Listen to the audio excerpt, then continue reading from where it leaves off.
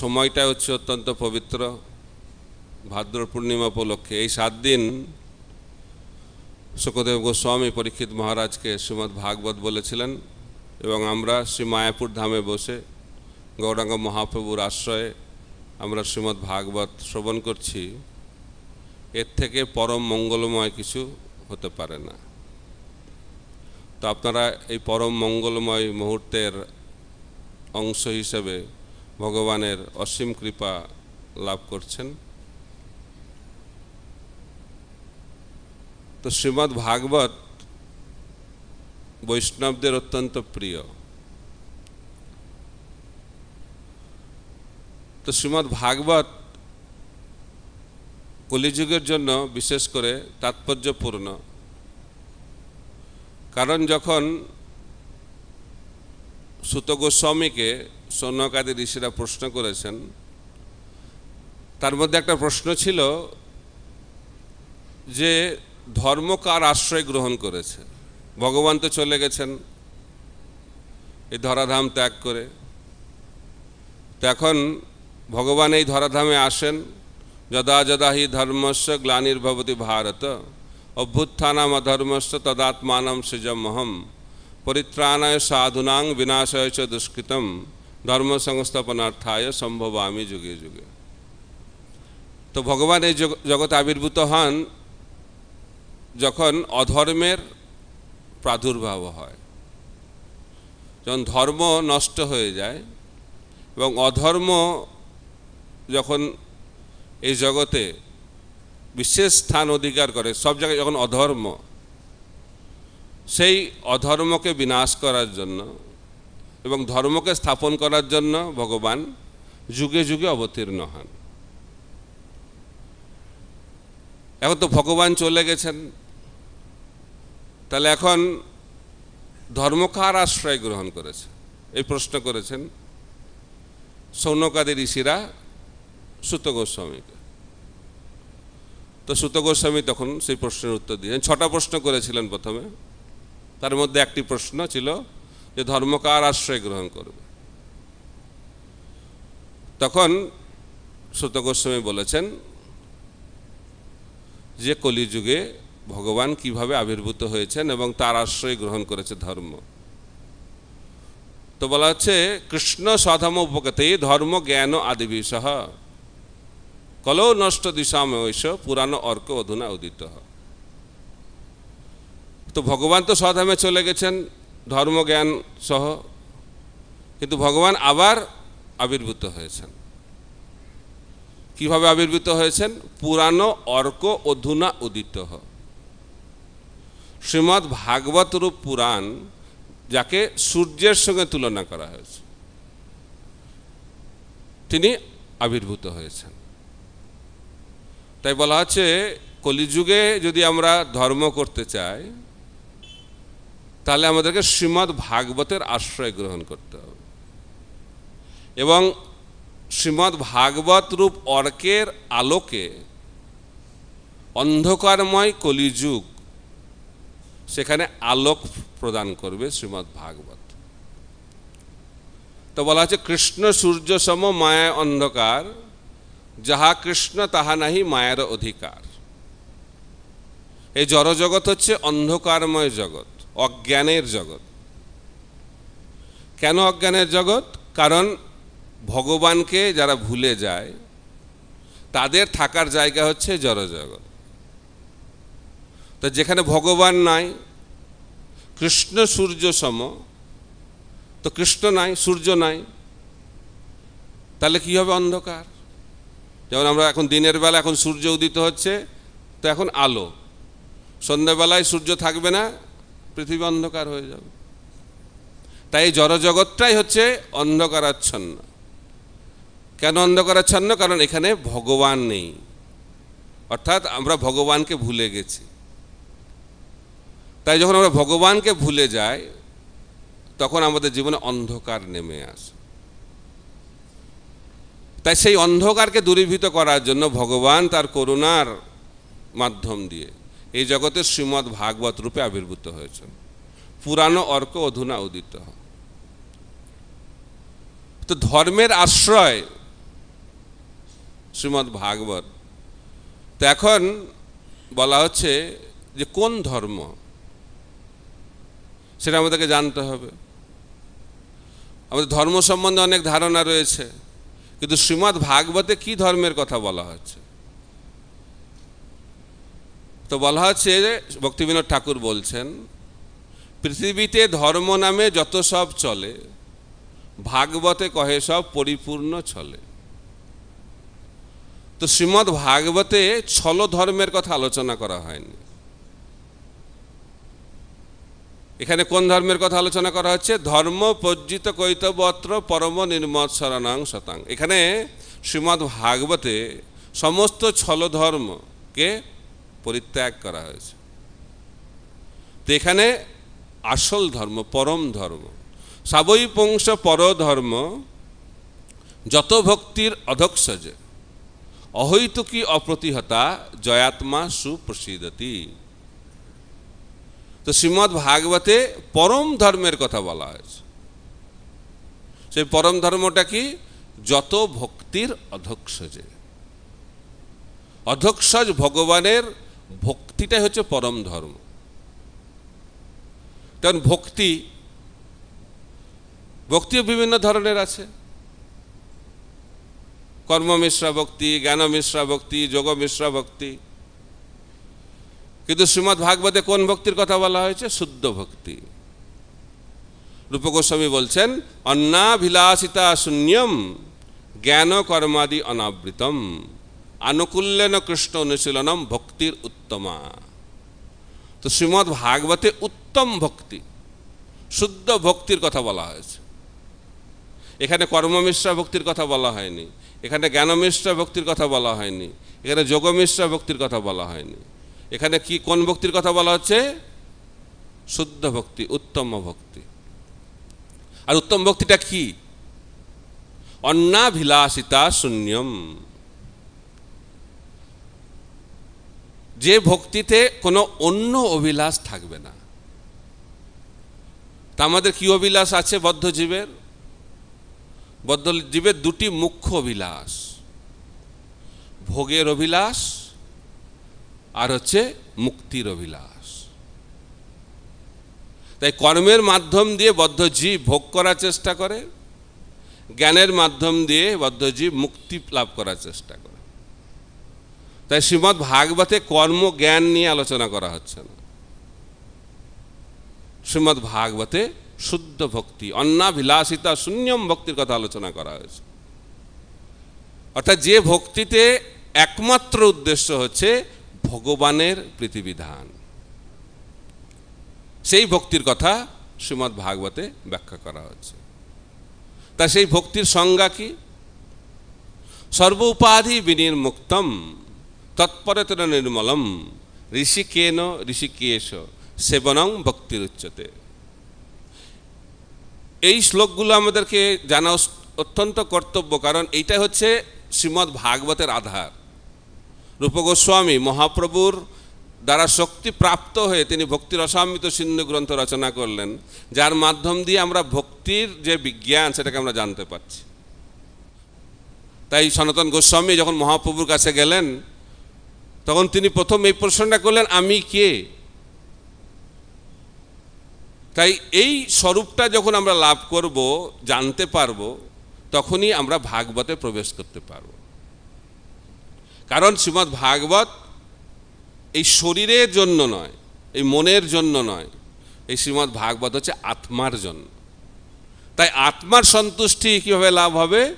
যখন আমরা ভগবানের চরণে ভক্তি করব, এবং সেই ভক্তিটা কীরকম?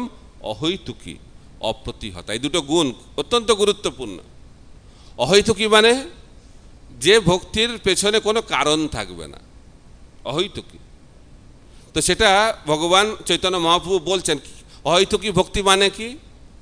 অহৈতুকী ভক্তি মানে হচ্ছে ন ধনং ন জনং ন সুন্দরীং কবিতাং বা জগদীশ কাময়ে মম জন্মনি জন্মনেশ্বরে ভবতাদ ভক্তির অহৈতুকীতই। অর্থাৎ যখন আমরা ভগবানের কাছে ভক্তি ছাড়া আর কিছু চাইব না, সেই ভক্তিকে বলা হচ্ছে অহৈতুকী ভক্তি। তো এই স্তরে কে যেতে পারে? যাদের রুচি লাভ হয়েছে, যারা ভক্তিতে রুচি লাভ করেছে। ভক্তির অনেকগুলো স্তর আছে, আদর শ্রদ্ধা তথা সাধুসঙ্গ, ভজন ক্রিয়া, অনর্থ নিবৃত্তি, নিষ্ঠা, রুচি, আসক্তি, ভাব, তারপরে প্রেম। তাই ভক্তি যে স্তর, যেমন ভক্ত অনর্থ নিবৃত্তিকে অতিক্রম করে, নিষ্ঠাকে অতিক্রম করে যখন রুচি স্তরে যাবে, তখন তার ভক্তিটা অহৈতুকী হবে। অর্থাৎ বলা হচ্ছে ভক্তি পরশন ভাব বিরক্তির অন্যত্র চ। যখন আমরা ভক্তির স্বাদ আস্বাদন করতে পারবো, তখনই আমাদের এই জগতের যে ভোগের স্বাদ, সেটাকে আমরা পরিত্যাগ করতে পারবো। কৃত্রিমভাবে আমরা আমার এই জগতের যে ভোগের যে স্বাদ, সেটাকে আমরা পরিত্যাগ করতে পারবো না। তাই উচ্চতর স্বাদ, কৃষ্ণ ভগবদ্গীতাতে বলছেন পরং দৃষ্টা নিবর্ততে। যখন কেউ উচ্চতর স্বাদ লাভ করে, তখন তার নিম্নতর স্তর যে স্বাদ, সেটাকে পরিত্যাগ করতে পারে। তাই অহৈতুকী ভক্তি। আর আরেকটা ভক্তির লক্ষণ বলা হচ্ছে অপ্রতিহতা। অপ্রতিহতা মানে যে ভক্তিকে কেউ প্রতিহত করতে পারবে না, অর্থাৎ ভক্তি কখনো বন্ধ হবে না। ঠিক যেভাবে নদী সমুদ্রের দিকে ধাবিত হয়, আর সেই নদীর প্রবাহকে বাধা দেওয়ার জন্য অনেকে চেষ্টা করে, কিন্তু নদী ঠিক তার পথ ধরে সমুদ্রে পৌঁছে যায়।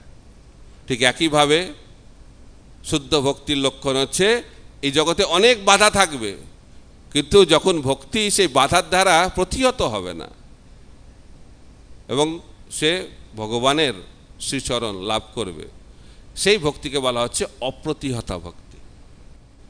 তাই বলা হচ্ছে 3 ধরনের জ্ঞান আছে।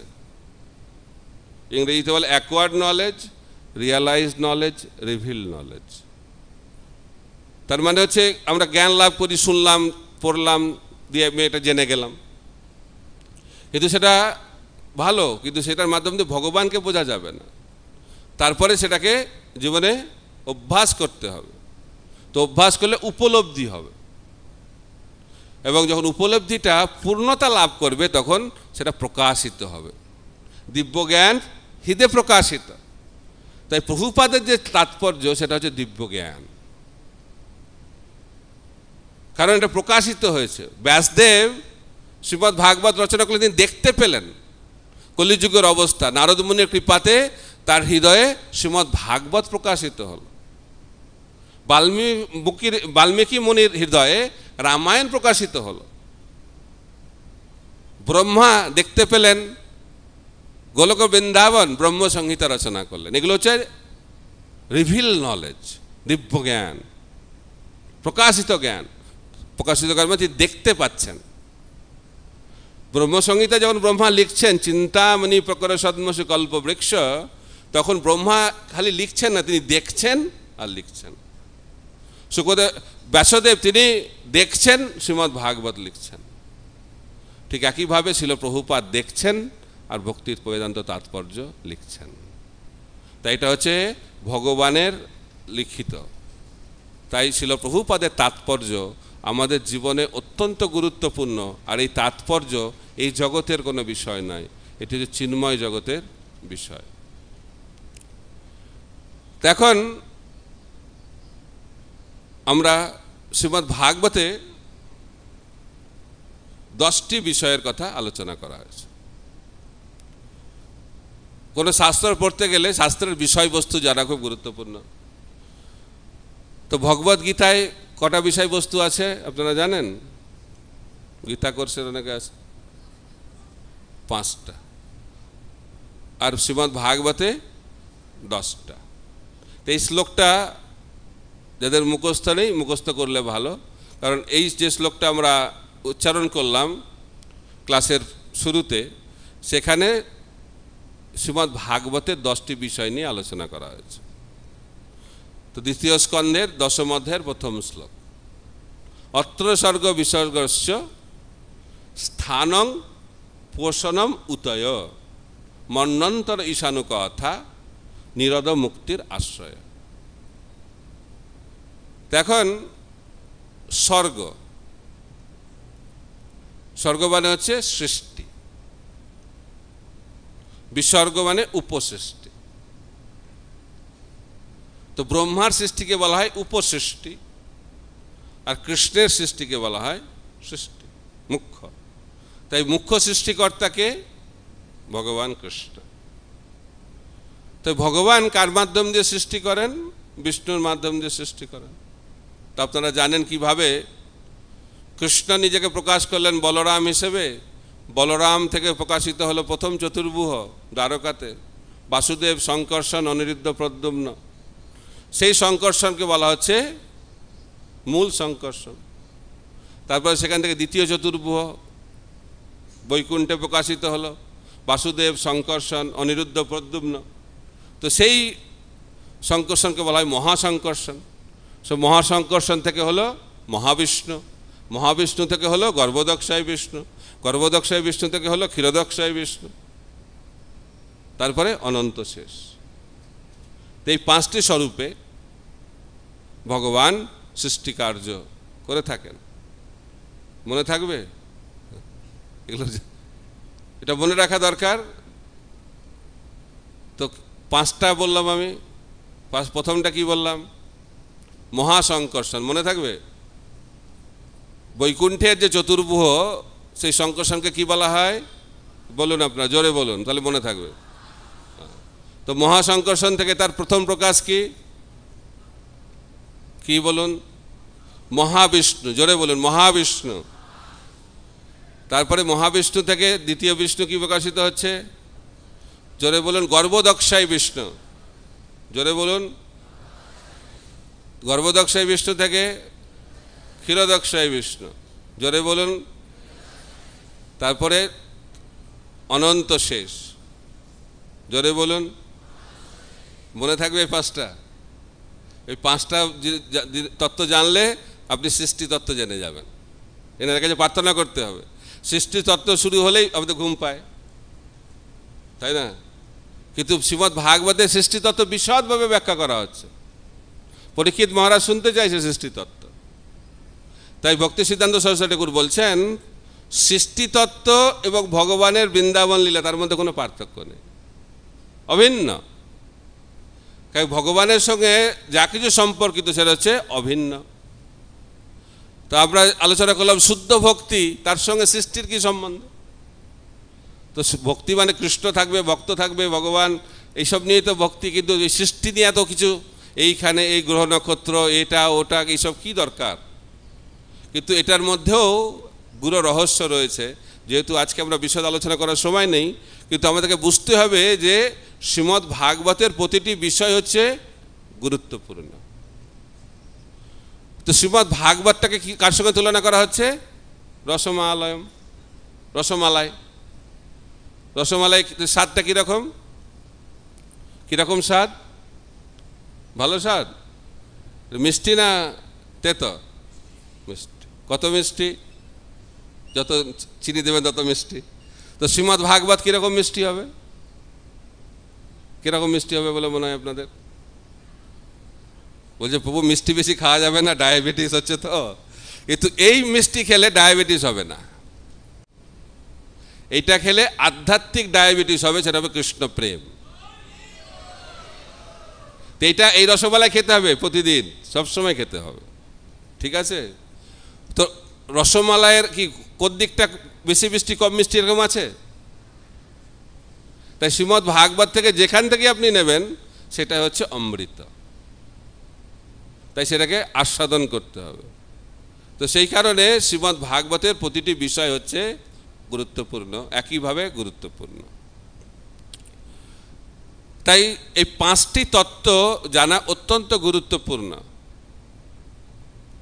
প্রথম শ্লোকে যে ব্যাখ্যা করা হয়েছে, সেই শ্লোকটা কতদিন ধরে ছিল ভক্তি সিদ্ধান্ত সরস্বতী ঠাকুর ব্যাখ্যা করেছেন। এক একটা শব্দ, এক একটা শব্দ। জন্মাদর্শ, এই শব্দটাকেই আচার্যরা কতভাবে ব্যাখ্যা করছেন। তাই শ্রীমদ্ ভাগবতের প্রতিটি শব্দে অনন্ত তার অর্থ। জন্মাদর্শ যত তার ব্যাখ্যা দিচ্ছেন জীব গোস্বামী, যে কৃষ্ণ মথুরাতে আবির্ভূত হয়েছিল। এক একজন আচার্য এক একভাবে ব্যাখ্যা করছেন। কারণ ভগবান যেহেতু অনন্ত, তাই শ্রীমদ্ ভাগবত হচ্ছেন ভগবান, তাই শ্রীমদ্ ভাগবতের অর্থ হচ্ছে অনন্ত। এখন এই পাঁচটি তত্ত্ব, এই পাঁচজন যে ভগবানের স্বরূপ, এটাকে জানা অত্যন্ত গুরুত্বপূর্ণ। তো জানার আগে অন্ততপক্ষে নামগুলো মনে রাখবেন, ঠিক আছে? এই পাঁচটা নাম বললাম, এখন মনে আছে মানে ভুলে গেছেন? আরেকবার হোক এটা, কারণ আজকে আমি চাইছি এই পাঁচটা নাম আপনারা মনে করবেন এবং এই পাঁচটা নামকে বোঝার চেষ্টা করবেন। অনেকে হাত তুলছে বলার জন্য, ভালো। কি বলছে? অত্র স্বর্গ বিসর্গশ্চ। স্বর্গ, স্বর্গ মানে যে সৃষ্টি, তো কৃষ্ণ সৃষ্টি করছেন। মহাসংকর্ষণ, মহাবিষ্ণু, গর্ভদক্ষায় বিষ্ণু, ক্ষীরদক্ষায় বিষ্ণু, অনন্ত শেষ। তো মহাবিষ্ণু হচ্ছেন পুরো জড় জগতের পরমাত্মা। তিনটে পরমাত্মা রয়েছে, মহাবিষ্ণু বা কারণদক্ষায় বিষ্ণু, গর্ভদক্ষায় বিষ্ণু, ক্ষীরদক্ষায় বিষ্ণু। তো মহাবিষ্ণু হচ্ছেন পুরো জড় সৃষ্টি, অনন্ত কোটি ব্রহ্মাণ্ড তার প্রধান পরমাত্মা। তারপরে প্রতিটি ব্রহ্মাণ্ডে ভগবান প্রবেশ করেন। মহাবিষ্ণুর বিস্তার, তিনি হচ্ছেন গর্ভদক্ষায় বিষ্ণু। তারপরে গর্ভদক্ষায় বিষ্ণু নিজেকে আবার বিস্তার করেন, তিনি ক্ষীরদক্ষায় বিষ্ণু, যেটা আমাদের হৃদয়ে রয়েছে, সেটা হচ্ছে পরমাত্মা বলি আমরা, সেটা হচ্ছে ক্ষীরদক্ষায় বিষ্ণু। এবং অনন্ত শেষ, তিনি হচ্ছেন ভগবানের একটি প্রকাশ। তিনি কি করেন? তিনি সমস্ত ব্রহ্মাণ্ডকে ধারণ করে থাকেন, আর তিনি ভগবানের গুণকীর্তন করেন। কিভাবে গুণকীর্তন করেন? কত গুণকীর্তন করেন? অনন্তকাল ধরে, অনন্ত মুখে, অনন্ত শেষ, অনন্ত ভগবানের অনন্ত গুণের কীর্তন করেন। বোঝা যাচ্ছে? সব অনন্ত, তাই অনন্ত শেষ। অনন্ত মানে যার শেষ নেই, আর শেষ মানে যার শেষ। অর্থাৎ ভগবানের মধ্যে এই আপাত বিরোধী গুণ রয়েছে। ভগবান হচ্ছেন সবার, যারা বড় তাদের সবার থেকে বড়, আর যারা ছোট সবার থেকে ছোট। অনুর অনিয়ান মহত মহিয়ান। ভগবান বলছেন আমি সব কিছুর মধ্যে আছি, আবার কোনো কিছুর মধ্যে নাই। এটা হচ্ছে ভগবানের অচিন্ত শক্তি। তাই কে ভগবানকে বুঝতে পারবে? যে ভগবানের এই অচিন্ত শক্তিকে বুঝতে পারবে। তাই ভগবান যে সৃষ্টি করছেন তার অচিন্ত শক্তির মাধ্যম দিয়ে। এটা কি করে সম্ভব? কারণ ভগবানের মধ্যে এই অচিন্ত শক্তি রয়েছে। তাই আমাদেরকে এই বুদ্ধি দিয়ে ভগবানের সৃষ্টিকে বোঝা যাবে না। তাই জন্য বলা হচ্ছে সেই সেই ঈশ্বর তত্ত্ব বুঝিবারে পারে, ঈশ্বরের কৃপালেশ হয়েছে যাহারে। তো ঈশ্বরের কৃপা লাভ করতে হবে। তো ঈশ্বরের কৃপা কিভাবে লাভ হবে? যখন আমরা ঈশ্বরের প্রতিনিধির কৃপা লাভ করব। তো অনন্ত শেষ ভগবানের গুণকীর্তন করছেন অনন্তকাল ধরে। তো সেটা তো আমরা করতে চাই, কিন্তু সেটা করতে গেলে কি করতে হবে? তার যোগ্যতাটা কি? মাথায় ব্রহ্মাণ্ডকে ধারণ করেছে, অর্থাৎ সেবা করতে হবে। তাই কে ভগবত তত্ত্বকে প্রকাশ করতে পারবে? যে ভগবানের সেবা করবে। খালি পড়বো আর বলবো তাহলে কিন্তু উপলব্ধি আসবে না। তাই শিল প্রভুপাদ সবসময় সেবার গুরুত্ব দিয়েছেন। সেবা করলে উপলব্ধি আসবে, আর খালি পড়াশোনা করলে জ্ঞান লাভ হবে। তো জ্ঞান দিয়ে তো ভগবানকে জানা যাবে না, ভক্তি দিয়ে ভগবানকে জানা যাবে। সেই পারমার্থিক জ্ঞান ভক্তিতে পরিণত হবে যখন আমরা ভগবানের সেবায় যুক্ত হব। তাই অনন্ত শেষ ভগবানের সেবার বোঝা গ্রহণ করছেন। তাই ভালোবাসা মানে হচ্ছে তার ভালোবাসার লক্ষণটা হচ্ছে যাকে আমি ভালোবাসি তার যে কাজ, তার সেই কাজের বোঝাটাকে গ্রহণ করতে হবে। তাই কে ভগবত যে জ্ঞান উপলব্ধি করতে পারবে যে ব্যক্তি ভাগবতের সেবা করবে। তাই ব্যক্তি ভাগবতের সেবা না করে গ্রন্থ ভাগবত আমরা উপলব্ধি করতে পারবো না। এটা হচ্ছে সিদ্ধান্ত। তাই শুকদেব গোস্বামী তার জীবনটা দেখুন তো, বলা হচ্ছে এই 6টা প্রশ্ন হয়ে যাওয়ার পরে আবার প্রশ্ন করেছে 3টে প্রশ্ন।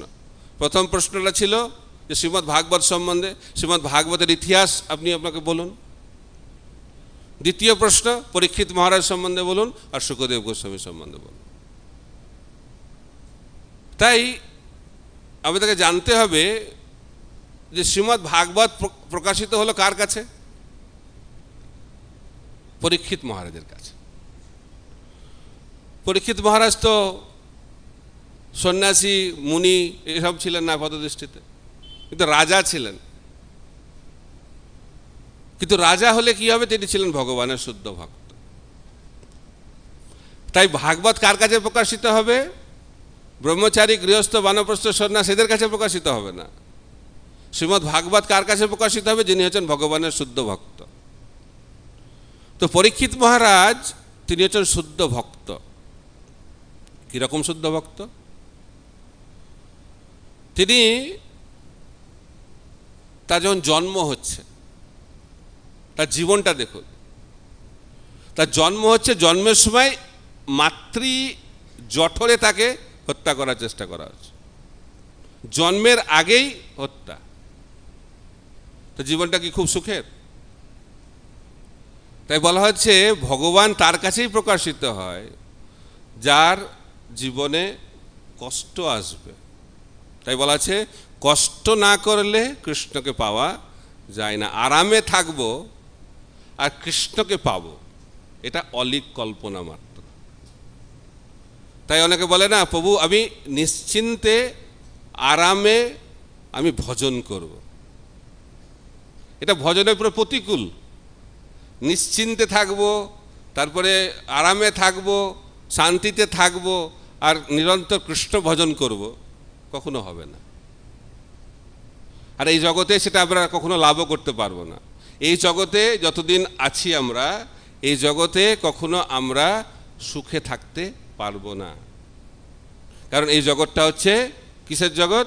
সুখালয়ম দুঃখ। এই শ্লোকটা জানেন তো আপনারা ভালো করে। এই জগৎটা কিসের জগৎ? তাহলে এখানে আমরা সুখ আশা করছি কেন? বলি ভক্তি করছি তো ভক্তি করলে তো সুখ পাওয়া যাবে। ভক্তি করলে সুখ পাওয়া যাবে না, ভক্তি করলে আনন্দ পাওয়া যাবে। তাই ভক্তিবিনোদ ঠাকুর বলছেন, তোমার সেবাতে যে দুঃখ সেটাকেই আনন্দ বলে যে গ্রহণ করবে, সেই ভক্তির স্বাদ আস্বাদন করতে পারবে। তাই ভক্তিমূলক সেবা যখন আসবে তখন জীবনে প্রতিকূল পরিস্থিতি আসবে। তাই প্রভুপাদ বলতেন যে যখন সেবা করবে তার জীবনে বিপদ আসবে। তাহলে বিপদ এলে তাহলে আর সেবা করার কি দরকার? বা বিপদ থেকে দূরে থাকলে ভালো, সেবা বন্ধ। তাই সিদ্ধান্ত দেওয়া হয়েছে, ও সেবা করলে বিপদ। পরীক্ষিত মহারাজ তার ব্রহ্মাস্ত্র লাভ হলো, তারপরে ব্রাহ্মণ পুত্রের দ্বারা অভিশপ্ত হলো, তারপরে রাজ দায়িত্ব গ্রহণ করলো। খালি জীবনটা কত দুর্বিষহ জীবন।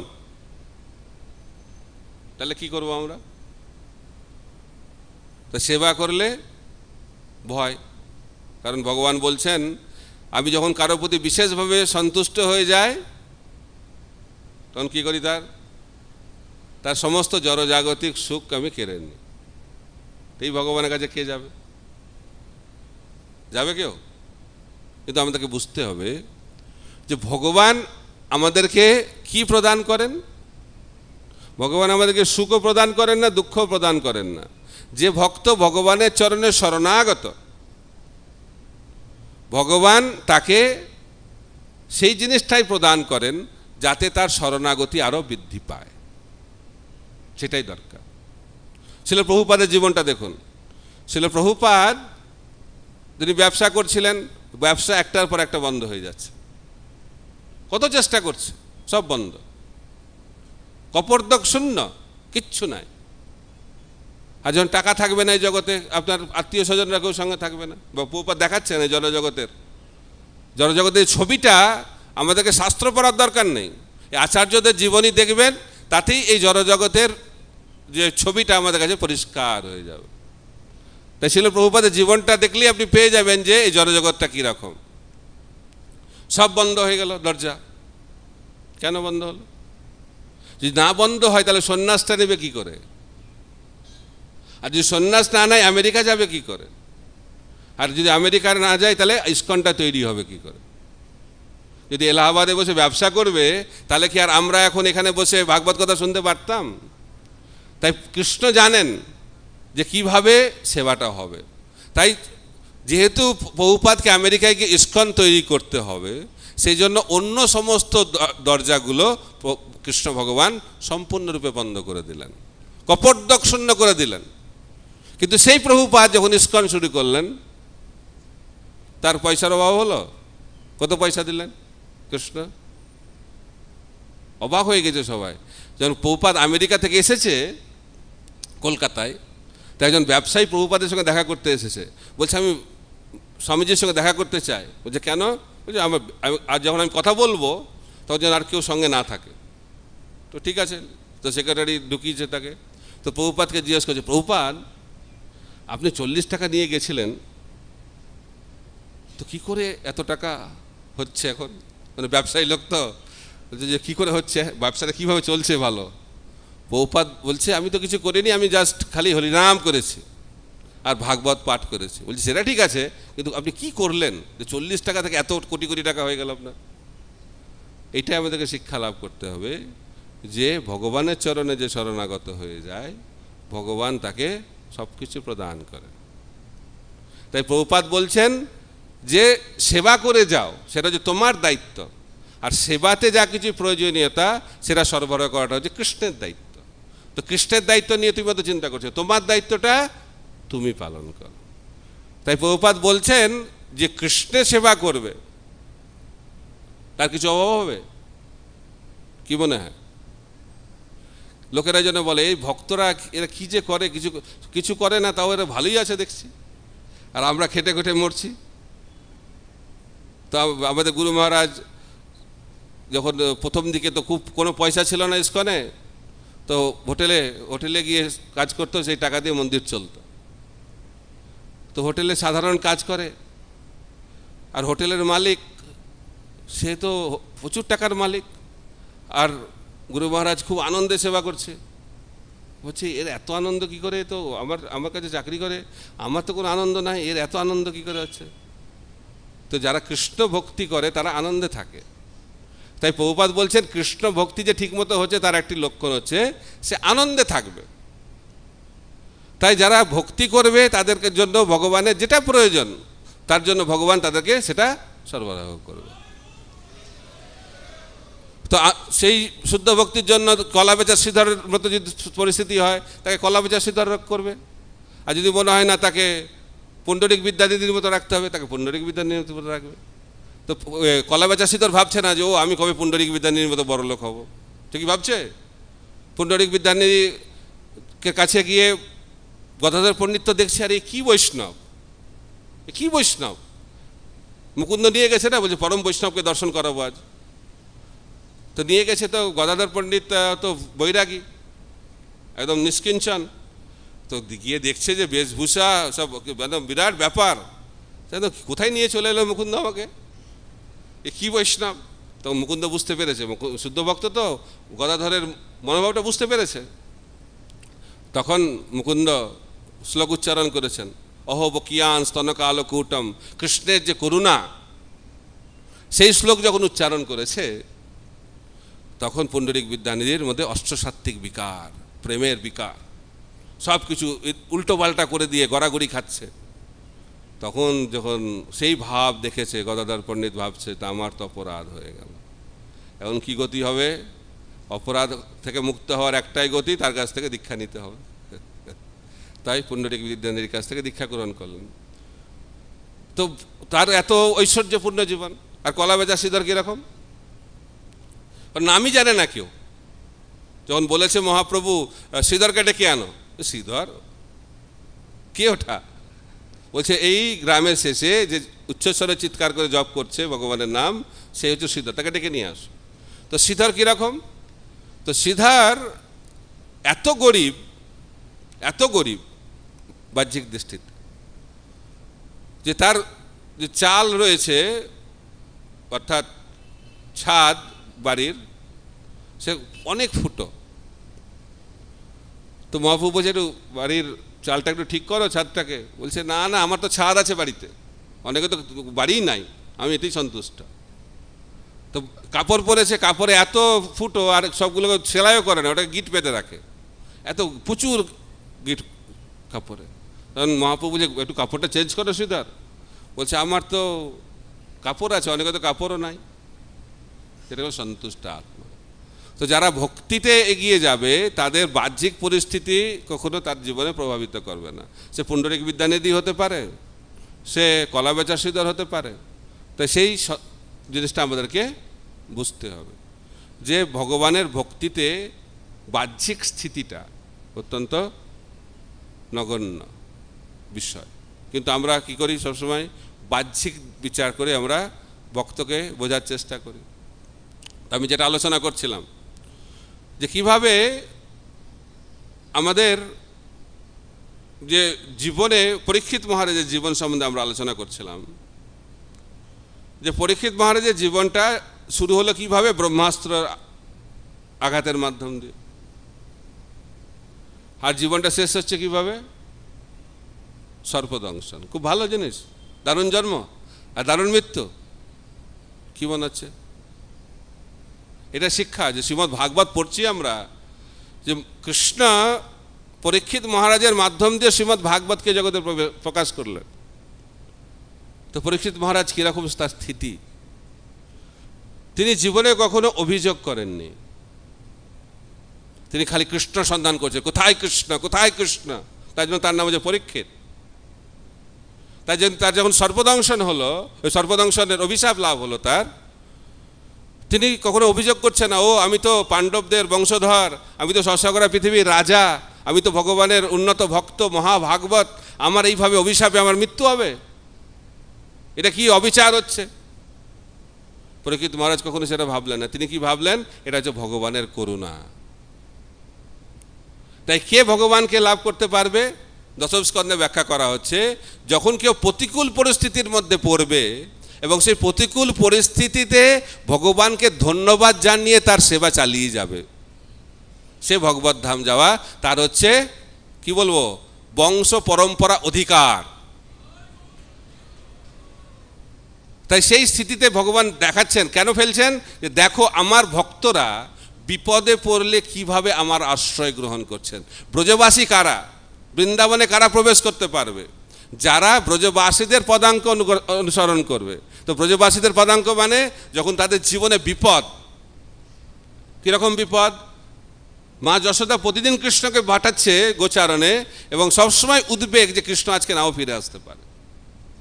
উদ্বেগ কার জন্য উদ্বেগ? কৃষ্ণের জন্য উদ্বেগ, নিজেদের জন্য কোনো উদ্বেগ নেই। কালিয়া যখন দংশন করবে সবাই কার জন্য চিন্তা করছে? কৃষ্ণের জন্য চিন্তা করছে। তাই ব্রজবাসীদের যখন বিপদ আসে তখন তারা চিন্তা করছে না তাদের কি হবে, তারা চিন্তা করছে কৃষ্ণের কি হবে, কৃষ্ণের জন্য উদ্বেগ। তাই আমরা এই জড়জাগতিক উদ্বেগ থেকে কিভাবে মুক্ত হব? যখন আমরা কৃষ্ণ সেবার উদ্বেগ গ্রহণ করব। এটা হচ্ছে সিদ্ধান্ত। উদ্বেগ শূন্য জীবন এই জগতে হবে না। তাই প্রভুপাদ বলছেন, আমরা যখন চিন্ময় আধ্যাত্মিক উদ্বেগ গ্রহণ করব, কৃষ্ণ সেবার জন্য নিজের জীবনের উদ্বেগ গ্রহণ করব, তখন আমরা জড়জাগতিক উদ্বেগ থেকে মুক্তি লাভ করব। আর যারা শরণাগত ভক্ত তারা এই উদ্বেগগুলো কি হয়, উদ্বেগগুলো প্রেমের এক একটা তরঙ্গে পরিণত হয়। এক একটা উদ্বেগ তার হৃদয়ে এক একটা প্রেমের তরঙ্গ সৃষ্টি করে, কৃষ্ণ প্রেমের তরঙ্গ। আর আমাদের জীবনে কি হয়, জড়জাগতিক যে উদ্বেগ সেটা আমাদের জড়জাগতিক ডিপ্রেশনের তরঙ্গ তৈরি করে। তাই ভক্তরাও উদ্বেগে থাকবে, শুদ্ধ ভক্তরা, কিন্তু সেই শুদ্ধ ভক্তদের উদ্বেগ হচ্ছে প্রেমের তরঙ্গ। আর বদ্ধজীবের যে উদ্বেগের তরঙ্গ তার জীবনে দুশ্চিন্তার তরঙ্গ তাদের জীবনে আসবে। তাই আমরা যদি চিন্তা মুক্ত হতে চাই, আমরা কৃষ্ণ ভক্তির আনন্দ কেন অনুভব করতে পারছি না? কারণ আমাদের মধ্যে চিন্তা রয়েছে। কি চিন্তা? আমার কি হবে, তাই না? যতদিন আমাদের মধ্যে এই চিন্তা থাকবে আমার কি হবে, ততদিন আমাদেরকে এই জগতেই থাকতে হবে দেখার জন্য আমার কি হবে। আর যখন আমি ভুলে যাব যে আমার কি হবে, কৃষ্ণের সেবা কি হবে, কৃষ্ণ প্রচার কিভাবে হবে, কৃষ্ণের সন্তুষ্টি কিভাবে হবে, যখন আমার জীবনটা সেই চিন্তায় মগ্ন হবে, তখন আমরা এই জড়জগতের বন্ধন থেকে মুক্ত হয়ে আমরা চিন্ময় জগতে প্রবেশ করব। এটা হচ্ছে সিদ্ধান্ত। কেন পরীক্ষিত মহারাজের কাছে শ্রীমদ্ ভাগবত প্রকাশিত হলো?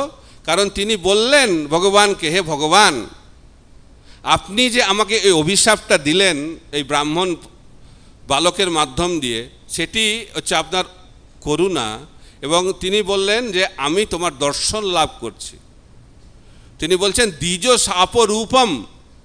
পরীক্ষিত মহারাজ বলছেন যে আমি আপনাকে এই ব্রাহ্মণ সন্তানের অভিশাপের মধ্যে দর্শন করছি। অর্থাৎ পরীক্ষিত মহারাজ সেই অভিশাপকে দর্শন করলেন না, তার মধ্যে তিনি কৃষ্ণকে দর্শন করলেন, এবং সেই জন্যই শ্রীমদ্ ভাগবত তার জীবনে প্রকাশিত হলো। তাই দেখুন দেবকীর জীবনেও কীভাবে ভগবান প্রকাশিত হলো? একই অত্যাচারটা যখন চরম পরিস্থিতিতে গেল।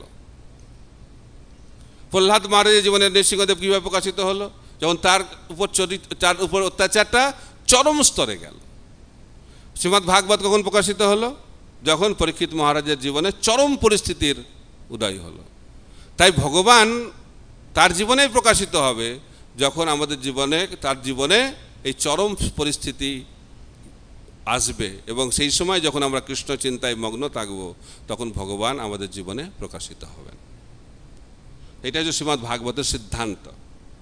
তাই খালি পরীক্ষিত মহারাজ শুনছেন না, 7 দিন 7 রাত যে তিনি, এটা যে ভগবত ইচ্ছাতে হচ্ছে। পরীক্ষিত মহারাজ অভিশপ্ত কেন হলেন? যে এটা মৃত সর্প পরিয়ে দিলেন। মৃত সর্প কেন পড়ালেন? তার তৃষ্ণা লাগছিল। কিন্তু সেই পরীক্ষিত মহারাজ যখন 7 দিন 7 রাত ধরে শুনছে, কোনো ব্রেক নাই, বলছে না এখন দুপুরের খাবার, সকালের খাবার, তারপরে জল, কিচ্ছু না, সম্পূর্ণরূপে ভগবানের কথায় শ্রবণে মগ্ন। তো অন্যরা তো বসে আছে, হাজার হাজার মুনি ঋষি বসে আছে, অন্যান্যরা শুনছে সবাই। তারা এরকম ভাবছে না, ও তো পরীক্ষিত মহারাজের জন্য বলছে, তা আমরা একটু ঘুরে আসি। প্রত্যেকটা ব্যক্তি 7 দিন 7 রাত কন্টিনিউয়াস শ্রবণ করছেন, কারণ এটা হচ্ছে তারা অমৃতকে আস্বাদন করছেন। শুকদেব গোস্বামীর মুখ থেকে যখন শ্রীমদ্ ভাগবত প্রকাশিত হচ্ছে, এটা হচ্ছে অমৃত প্রবাহ। আর সেই অমৃতকে আস্বাদন করলে এই জগতের ক্ষুধা তৃষ্ণা সব চলে যায়।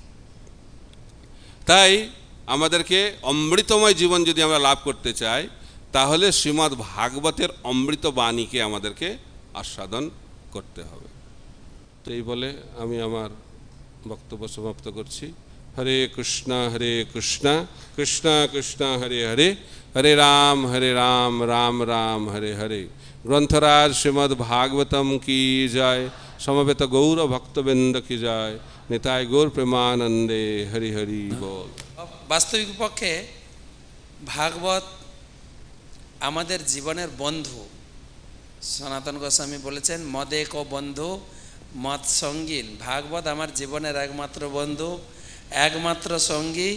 মত গুরু মত মহাধন।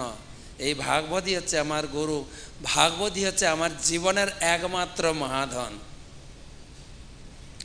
মত নিস্তারক মত ভাগ্য। এই ভাগবত আমাকে উদ্ধার করবে, ভাগবত আমার জীবনে ভাগ্য খুলে দেবে। এবং মদানন্দ নমস্তুতে, ভাগবতই আমার জীবনকে আনন্দময় করে তুলবে। সেই ভাগবতকে আমি বারবার প্রণাম করি। গ্রন্থরাজ শ্রীমদ্ ভাগবত কি, ভাদ্র পূর্ণিমা মহোৎসবে কি, समवेत भक्त वृंद की, श्रीमद् भक्ति प्रचार परिव्राजक स्वामी महाराज की, गौर प्रेमानंदे।